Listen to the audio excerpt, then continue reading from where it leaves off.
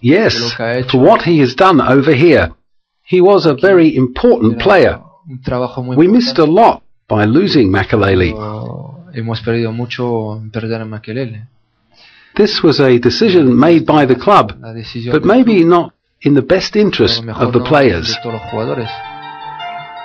It's easy to see why things started to go wrong for Real Madrid. Perez's team had turned out to be the best attacking lineup in the world, but unfortunately they could only go forward. Opposing teams quickly exploited their weakness, and in no time at all, the once powerful Galacticos were no more than overpaid underachievers. They weren't able to take out the big matches, and even had to endure a bleak 3-year period where they couldn't bring home one major trophy. The critics had a field day. Despite being clearly against the ropes, they shocked the soccer world once again by ignoring the hole in the team's defence and picking up yet another striker. Michael Owens, who turned out to be the last of Real Madrid's big buys, was snapped up for £8 million from Liverpool in 2004. Clearly taking the saying the best form of defence is attack way too seriously, Real Madrid were either blind or blinded by greed. Since Beckham's signing, Real had found little success on the pitch, and in May 2004, coach Carlos Queiroz was shown the door. Despite having little influence in the team's choice of signings, Queiroz became the second manager to lose his job during the reign of Perez. Initially, it was Vicente Del Bosque who was sacked to make way for Queiroz. Del Bosque had been a very popular coach and was at the helm at the height of the Galacticos' success. It was widely speculated that Del Bosque was eventually sacked for sticking up for the lesser names at Real Madrid and for going against the president's master plan. It is also rumoured that Del Bosque, like many of Real's fans, opposed the signing of David Beckham for all the obvious reasons. He allegedly washed his hands of the whole affair. Whether or not the rumours are true, Del Bosque was gone from the club before Beckham arrived. Since his forced departure, high tensions have led to the sacking of 4 managers and 4 football directors. But none of these moves changed Real's fortunes on the pitch. Zidane continued to do what he could for the embattled club. Although he was now in the twilight of his career, the 30-year-old continued to give 110% in every match, although 2004-05 was a very lean season by his standards. With all the commotion in the boardroom, it was no wonder he struggled. For a footballer who played for the love and fun of the game, he would have found it extremely difficult to enjoy himself with football politics ruining his club. Despite being surrounded by such negativity, 2004 had at least one positive professional moment for Zidane, and it was a major one. In fact, it may very well have made his year, if not his career. In April, Zidane won the Golden Jubilee poll and was named the best European player for the past 50 years. This poll received over 7 million votes, and Zinedine Zidane just scraped in ahead of German legend Franz Beckenbauer by just over 1,000 votes. In third place was Johan Cruyff.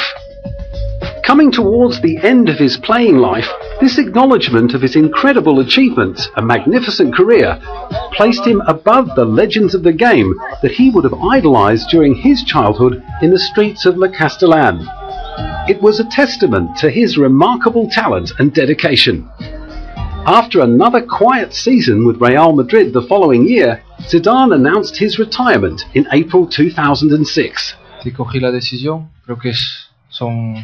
I took the decision to retire after thinking about it for a long time,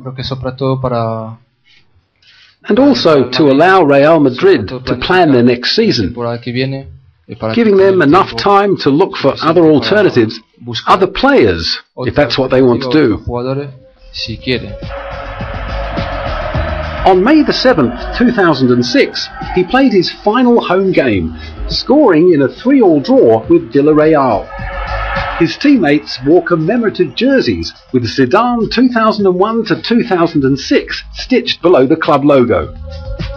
The Galacticos were no more, but Zidane had one more journey to make in his legendary football odyssey, the 2006 FIFA World Cup.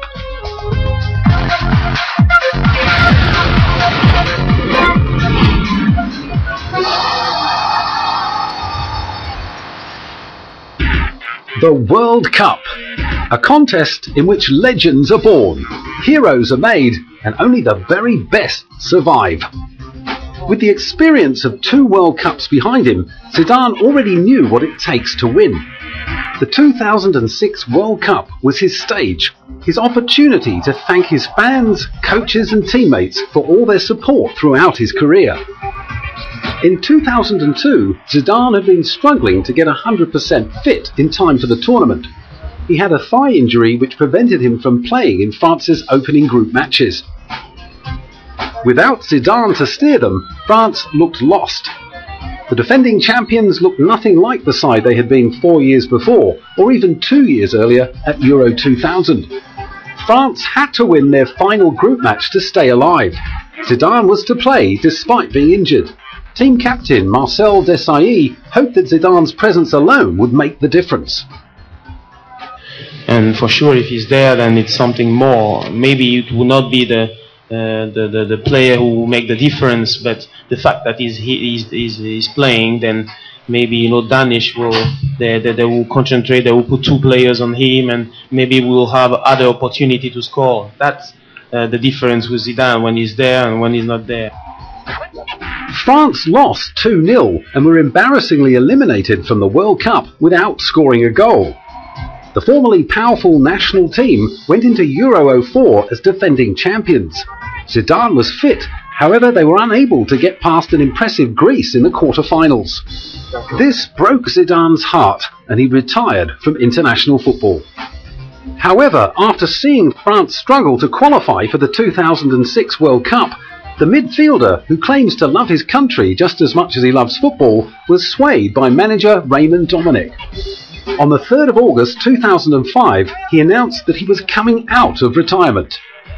He was immediately reinstated as team captain, and under his guidance, France qualified for the 2006 World Cup, showing glimpses of their former championship-winning form. With memories of his 2002 disappointment fading fast, Zidane knew that this was his World Cup. The French team was stronger than last time, and he was at the top of his game. Zidane and Les Bleus were on a mission to recapture their 1998 form. Et le reste, dans les jours qui viennent, est point. We are all ready for a great competition. We have to tell ourselves that if we want to succeed and achieve something exceptional, we all have to push ourselves. That's it. France opened their account with a dismal performance that drew comparisons with their previous World Cup campaign. They were lucky to salvage a 0-0 draw against Switzerland in their first game. Clearly, Zidane wasn't satisfied with that result. Desperate to succeed, in the closing minutes of France's second match of the group stage against South Korea, Zidane was yellow-carded after pushing an opposing defender. It was his second booking of the tournament and resulted in his suspension from the final match of the group stage. Memories of a Zidane-less France came flowing back, and needing to win their last group game to guarantee selection, Zidane's playing future lay at the feet of his teammates. France advanced to the knockout round after beating Togo 2-0. Zidane returned to action in the second round match against Spain, setting up Patrick Vieira for a goal by sending a free kick into the penalty area. He scored himself in the 91st minute. The victory sent France into the quarter-final against defending champions Brazil in a rematch of the 1998 final. France held the more fancied Brazil to just one shot on goal for the entire match. Zidane, creative as ever, took a free kick which led to a goal by Thierry Henry, sealing a 1-0 win. In the semi-final against Portugal 4 days later, Zidane netted a penalty for the only goal of the match, which saw France through to the final against Italy on July the 9th, in what would be his career finale.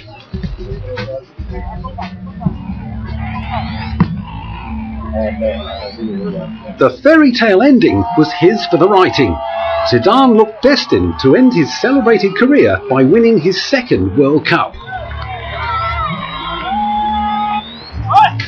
With Brazil already out of the competition, his team went into the 2006 World Cup final as favourites to beat Italy. It was a final that would come to be remembered for many different reasons. The game got off to a frantic start, with both teams scoring in the first 20 minutes. Zidane scored for France, becoming only the fourth player in World Cup history to score in two different finals. The match then turned into a defensive arm wrestle, testing the mental strength of both sides.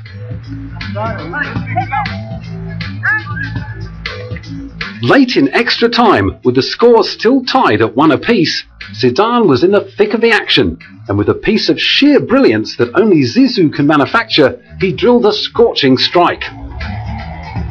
Italian goalkeeper Gianluigi Buffon anticipated the shot to perfection and saved the definite goal with his fingertips. That touch of brilliance was the last the fans would ever see from Zidane, as in the 110th minute the intense pressure got the better of him. In what can only be described as a mental meltdown, Zidane suddenly stopped, turned and rammed his head into Materazzi's chest, knocking him to the ground. Zidane received a red card. His football career was over. This saw the midfielder miss the match-deciding penalty shootout, which France lost 3-5. All hopes of a fairy tale finish for Zidane had gone up in a puff of smoke. With emotions running high at such a critical moment in Zidane's career, Materazzi had seized the opportunity to press the Frenchman's buttons and throw him off course. His tactics worked. After reviewing video evidence that suggested Materazzi had verbally provoked Zidane, the world-famous British press wasted no time in hiring lip readers to discover what had caused Zidane to lose his cool. English newspaper The Times believed that Materazzi called Zidane the son of a terrorist whore. However, it wasn't until 2 months after the event that some real light was shed on the incident. Materazzi, who has refused to publicly apologise to Zidane, offered his version of events. After grabbing Zidane's jersey, he claimed that Zidane had sarcastically offered it to him. Materazzi responded by telling the Frenchman he'd rather take his sister. Materazzi later stated in an interview that his precise words were, "I prefer the whore that is your sister." Loved around the world and clearly remorseful for his actions, Zidane had a lot of support throughout the whole ordeal. I think Zidane was right to headbutt Materazzi, because he probably said awful words and I would have done the same. I would have hit him on the nose or on the teeth. The teeth are costing a lot of money. Then French President Jacques Chirac, who was also a huge admirer of Zidane, hailed him as a national hero and called him a man of conviction. Cher Zinedine Zidane, ce que je veux vous dire. Zinedine Zidane, I want to express all the nation's admiration, fondness and respect as well. C'est l'admiration. Despite these very difficult moments of your career. De la nation tout entière, son respect aussi. Mais l'affection. You are a brilliant soccer player. Genius of the football. Un virtuose, un génie. You are a passionate man. A man of conviction. Un homme de cœur. And that is why France admires you and loves you.